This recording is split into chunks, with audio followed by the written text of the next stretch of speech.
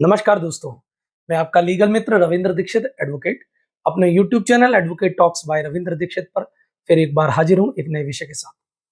दोस्तों, आज का जो हमारा विषय है वो हमारे ऐसे बुजुर्ग व्यक्तियों या सीनियर सिटीजन, ऐसे बुजुर्ग माँ बाप के बारे में है जिनको उनके बच्चे संपत्ति लेने के बाद या प्रॉपर्टी उनकी अपने नाम करवा लेने के बाद उनको बेघर, असहाय, भूखे पेट रोड पर छोड़ देते हैं या उनको अपने हाल पर छोड़ देते हैं, उनको घर से निकाल देते हैं, उनके ऊपर शारीरिक और मानसिक रूप से अत्याचार करते हैं।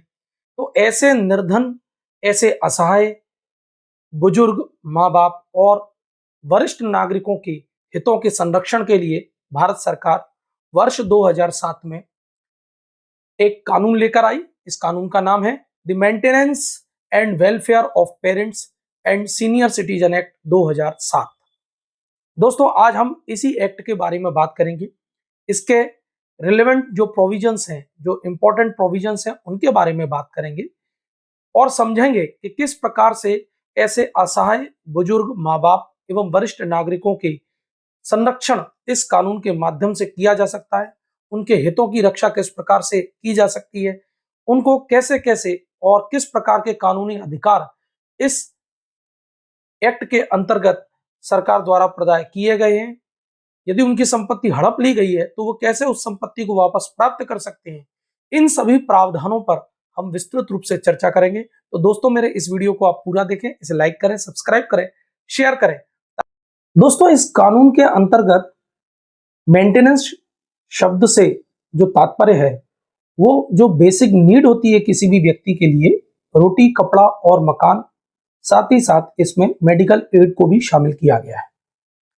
इसमें पेरेंट्स की जो डेफिनेशन दी गई है उसके अनुसार बायोलॉजिकल पेरेंट्स, एडॉप्टिव पेरेंट्स और जो स्टेप मदर फादर को शामिल किया गया है।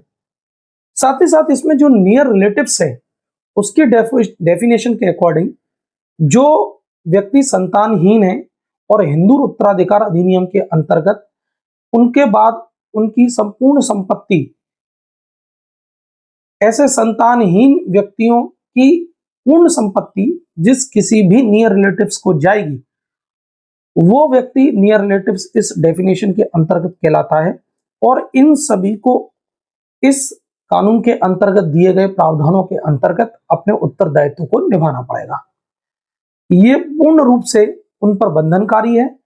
इस कानून को लागू करने के लिए सरकार ने हर जिले में डीएम रैंक के कम से कम डीएम रैंक का एक अधिकारी है, उसके माध्यम से एक ट्रिब्यूनल गठित किया गया है।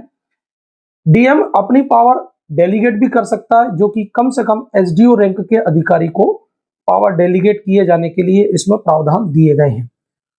तो ट्रिब्यूनल इस कानून के तहत सभी प्रकार की कार्रवाइयों को संपादित करेगा और ट्रिब्यूनल को ही सब प्रकार के पावर, जैसा कि सीआरपीसी में दिए गए हैं, वैसा ही पावर इस कानून में दिए गए हैं। सीआरपीसी के पावर में JMFC, judicial magistrate first class को जो क्रिमिनल प्रोसिक्यूशन के जो पावर हैं समरी ट्रायल के, वही पावर इसमें ट्रिब्यूनल को दिए गए हैं। इस कानून की धारा 5 के तहत बुजुर्ग स्वयं या किसी ऑथोराइज व्यक्ति के माध्यम से या किसी स्वयंसेवी संस्था के माध्यम से ट्रिब्यूनल के आगे एप्लीकेशन लगवाकर स्वयं के मेंटेनेंस के लिए डिमांड कर सकते हैं। ट्रिब्यूनल सो मोटो भी इसमें एक्शन ले सकता है यदि उसकी संज्ञान में ऐसा कोई मामला आता है कि किसी बुजुर्ग व्यक्ति को उसके बच्चों ने या वैध उत्तराधिकारियों ने असहाय छोड़ दिया है, उनकी संपत्ति पर अवैध कब्जा कर लिया है, अब उनको बेसिक नीड रोटी, कपड़ा और मकान और मेडिकल सुविधाएं उपलब्ध नहीं कराई जा रही हैं, तो ऐसी स्थिति में भी ट्रिब्यूनल एक्शन ले सकता है ऐसे लोगों के खिलाफ धारा 5 के तहत। धारा 5 सब क्लॉज 8 के तहत 1 माह के साधारण कारावास की सजा भी ट्रिब्यूनल दे सकता है। यह ट्रिब्यूनल को सीआरपीसी के समरी ट्रायल के पावर इस कानून के तहत दिए गए हैं। धारा 10 के तहत जो मेंटेनेंस ट्रिब्यूनल निर्धारित करता है उसमें ट्रिब्यूनल बदलाव भी कर सकता है, उसको बढ़ा भी सकता है, उसको कम भी कर सकता है, लेकिन सभी पक्षों को सुनने के बाद और बदली हुई परिस्थितियों के आधार पर।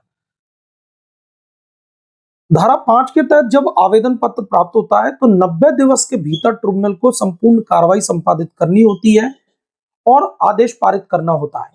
आदेश पारित हो जाने के बाद आदेश का पालन 30 दिवस के भीतर करना इस कानून के मुताबिक मैंडेटरी है।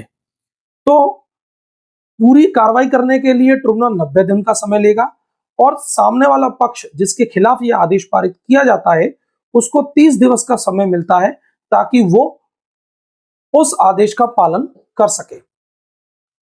दोस्तों, धारा 12 में यह प्रावधान दिया गया है कि इस एक्ट के तहत यदि कोई मेंटेनेंस का ऑर्डर पास किया जाता है तो सेक्शन 125 सीआरपीसी के तहत माँ बाप को मेंटेनेंस प्राप्त करने का अधिकार नहीं होगा, क्योंकि केवल या तो मेंटेनेंस 125 सीआरपीसी के तहत प्राप्त कर सकते हैं माँ बाप, या इस एक्ट के प्रावधानों के धारा 5 के तहत मेंटेनेंस प्राप्त कर सकते हैं। दोनों में से किसी एक एक्ट के तहत ही मेंटेनेंस प्राप्त किया जा सकता है, ऐसा प्रावधान धारा 12 में दिया गया है। धारा 14 में यदि कोई व्यक्ति मेंटेनेंस देने में देरी करता है तो ब्याज की प्रावधान दिया गया है।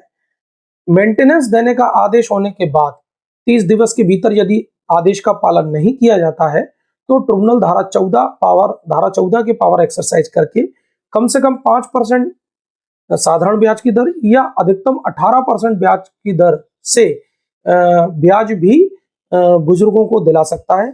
इस धारा 15 यह निर्धारित करती है कि ट्रिब्यूनल जो होगा उसका चेयरपर्सन कम से कम डीएम रैंक का होगा और डीएम अपने पावर डेलीकेट भी कर सकता है, जो कि कम से कम एसडीओ रैंक का व्यक्ति होगा, जो कि ट्रिब्यूनल के चेयरपर्सन के तौर पर इस कानून के मुताबिक कार्य करेगा।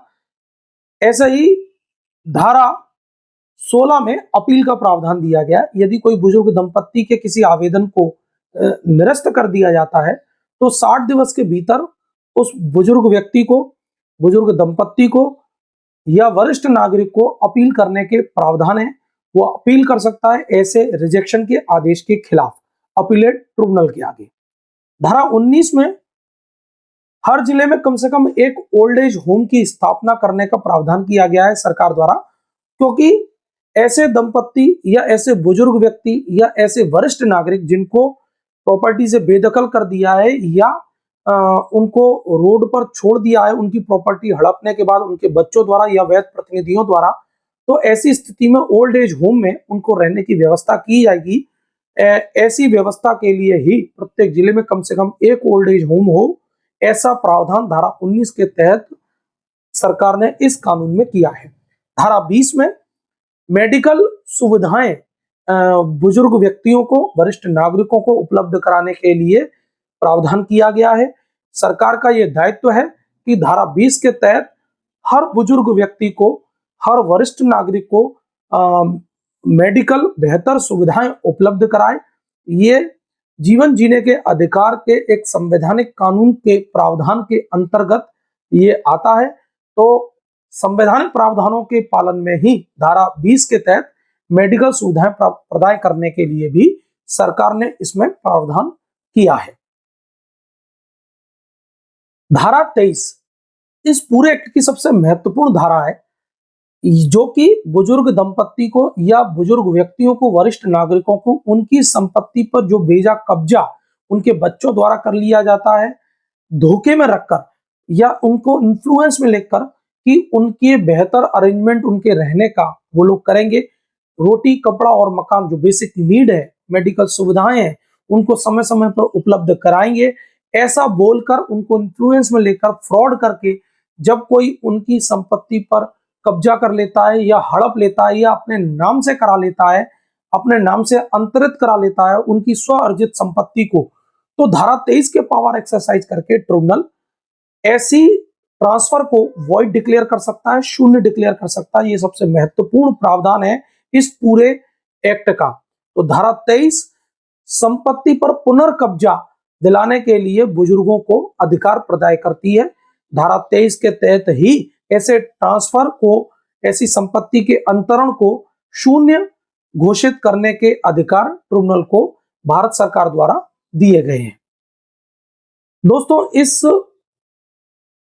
कानून के तहत जो अपराध है वो संज्ञेय अपराध की श्रेणी में आता है। समरी ट्रायल के तहत ही इस केस की जो ट्रायल है वो चलेगी और जेएमएफसी के जो पावर है वो ट्रिब्यूनल को पूरे पावर जो है डेलीगेट इस कानून के तहत किए गए हैं और ट्रिब्यूनल को जो कि इस केस के इस कानून के तहत जो अपराध करते हैं उनको 1 माह का कारावास या 5,000 रुपए तक का अर्थदंड अथवा दोनों प्रकार के दंड देने के अधिकार इस कानून में दिए गए हैं। तो दोस्तों, मैंने आपको धारा 5 का और धारा 23 का और अन्य इसके महत्वपूर्ण प्रावधानों से अवगत कराया ताकि आप इसका उपयोग ऐसे सभी बुजुर्गों के लिए कर सके जिनकी संपत्ति पर उनके बच्चों द्वारा अवैध रूप से कब्जा कर लिया है या उनके वैध प्रतिनिधियों द्वारा या उनके रिश्तेदारों द्वारा उनकी संपत्ति पर कब्जा कर लिया है, उनको इन्फ्लुएंस में लेकर या उनके माध्यम से धोखाधड़ी कर तो आप उनको इस कानून के तहत लीगल एड दे सकते हैं। इस कानून के तहत धारा 5 के तहत आप उनको एक बेहतर उनका अधिकार प्रदान कर सकते हैं। संबंधित डीएम के आगे आवेदन पत्र प्रस्तुत करके कोई भी व्यक्ति उनकी तरफ से प्रतिनिधि बन सकता है। ये सभी प्रावधान मैंने विस्तृत रूप से आपको इस पूरे वीडियो में आपको समझाए। तो दोस्तों, मेरा ये वीडियो आपको कैसा लगा, इसे लाइक करें, सब्सक्राइब करें मेरे चैनल को और कमेंट्स भी करें ताकि ऐसे ही अन्य इंपॉर्टेंट लीगल इश्यूज पर मैं आपको अपने नए नए वीडियो लेकर आ सकूं और आपको कानूनी बिंदुओं से अवगत कराता रहूं। धन्यवाद दोस्तों। जय हिंद, जय भारत, नमस्कार।